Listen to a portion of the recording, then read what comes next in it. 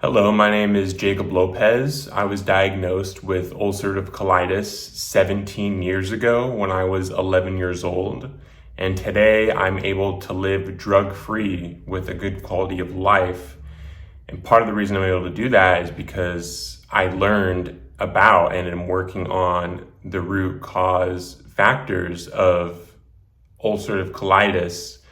And part of the reason I've been able to do that is through lab work. So today we're going to be looking at some of my lab work, my foundational functional lab work that came back, and kind of decipher through it and talk about how we can use lab work to help identify what is causing inflammatory bowel disease. This is lab work that conventional GI doctors do not run, which is unfortunate, but they could definitely be very helpful, on our individual journeys in trying to identify the hidden underlying stressors contributing to IBD. So let's get started in looking at some of this lab work. So first here we have my GI map, right? So the first thing you're going to notice is we're looking at the pathogen section. So this is, more like active infections, something that you pick up and your immune system might deal with more quickly. And you'll notice that detected on my GI map was actually enterohemorrhagic E. coli. And that's very alarming and very telling as well, because if you look up the symptoms of this form of E. coli, you'll find that they're very similar to ulcerative colitis, which, is my diagnosis. Moving along, you'll see that I had detectable levels of H. pylori. Now, that being said, H. pylori usually causes gastric ulcers. I've never had gastric ulcers, but detectable levels of H. pylori, for the record, this is pretty low, but it's still detectable. It can still cause symptoms and imbalance in the stomach. It could cause low HCl, hydrochloric acid, which could have a downstream effect of, this poor digestion could cause undigested things to, reach the small intestine and the bowel and cause dysbiosis throughout the GI tract. So this could be, key for causing sluggish digestion, which, I've been known to have. So this is kind of looking at, the quote unquote good bacteria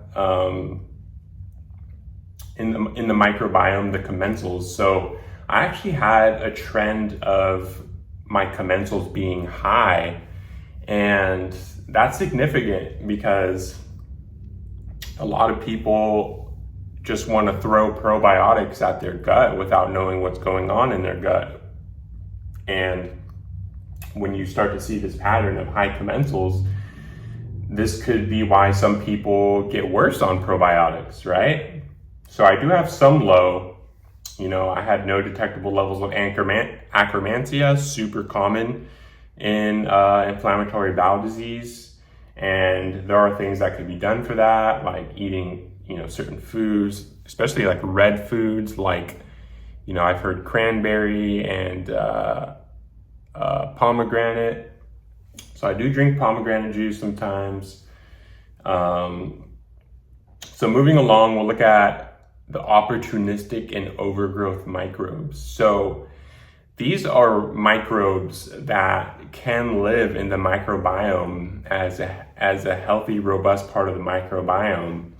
We need the quote unquote bad / gram-negative bacteria in our microbiome to kind of keep things in check and to keep, our immune system robust. But when we undergo the common stressors seen in the modern world and toxicity and psychological stress in these things, it gives these microbes the opportunity to overgrow.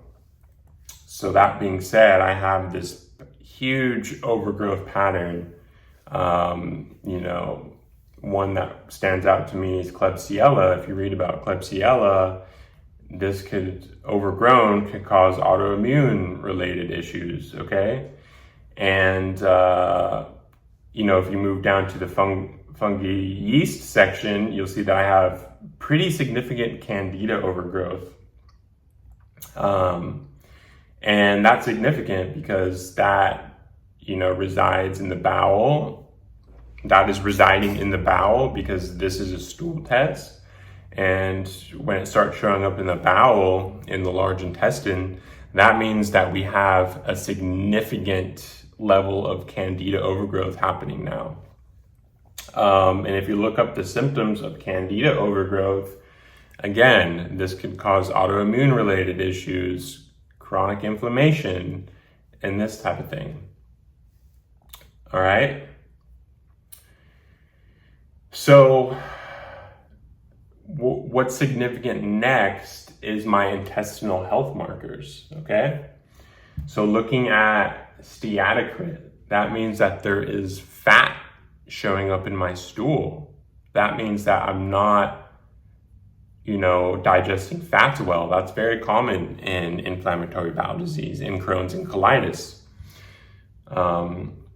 That often means that the liver and gallbladder is very sluggish, not producing / having good bile output. And this could have a downstream effect similar to that H. pylori, where you're not digesting things properly. And then, this undigested food becomes a really big stressor on, the small and large intestine, and could serve as a food source for some of these overgrowth opportunistic microbes, right? So it can make the candida worse, it can make that Klebsiella worse, and so on. And then we look at my elastase. This means, my pancreas is sluggish. It's not putting out digestive enzymes, at least as much as we need for proper digestion. So this really correlates with how my symptoms were at this time. I was having undigested food in the stool, a lot of gas and things like that. Occult blood, it just means that there's blood in the stool. So I was having blood in the stool at this time. My secretory IgA is within range, but definitely trending low. This is kind of like the first line of defense in our gut immune system. And when this starts getting low, that's another reason these opportunistic microbes can begin to overgrow. And then calprotectin, that's just inflammation, right?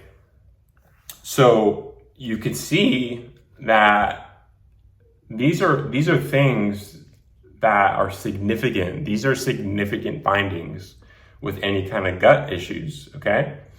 And GI doctors aren't running these types of labs for the most part. They might run steatocrit and elastase and obviously calprotectin.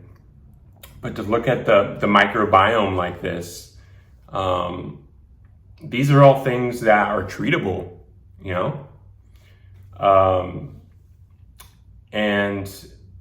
so the GI map is not perfect, right?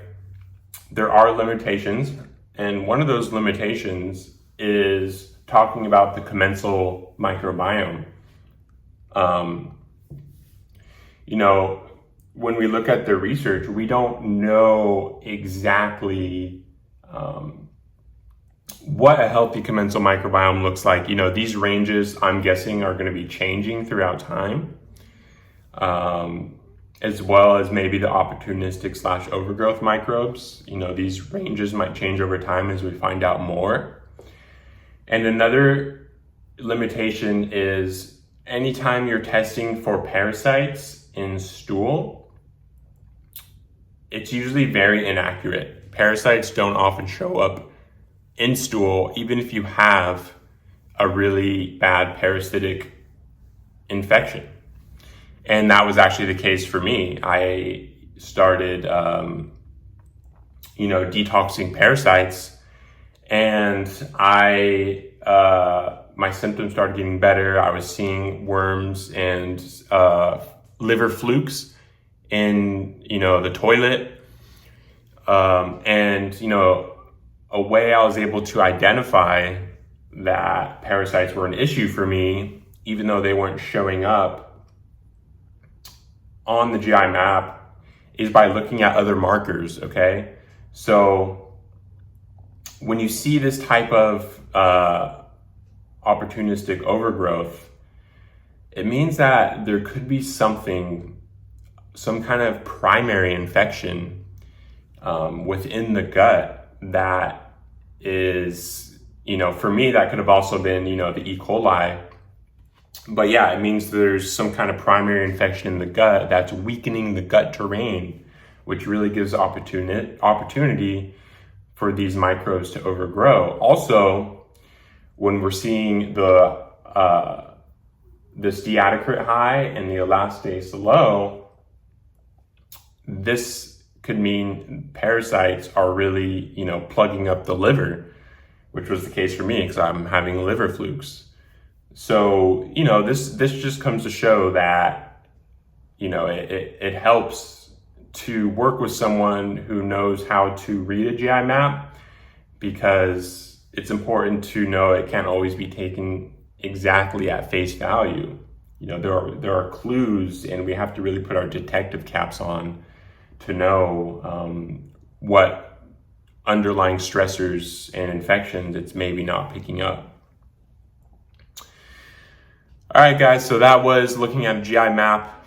My GI map, someone who, has been diagnosed with ulcerative colitis.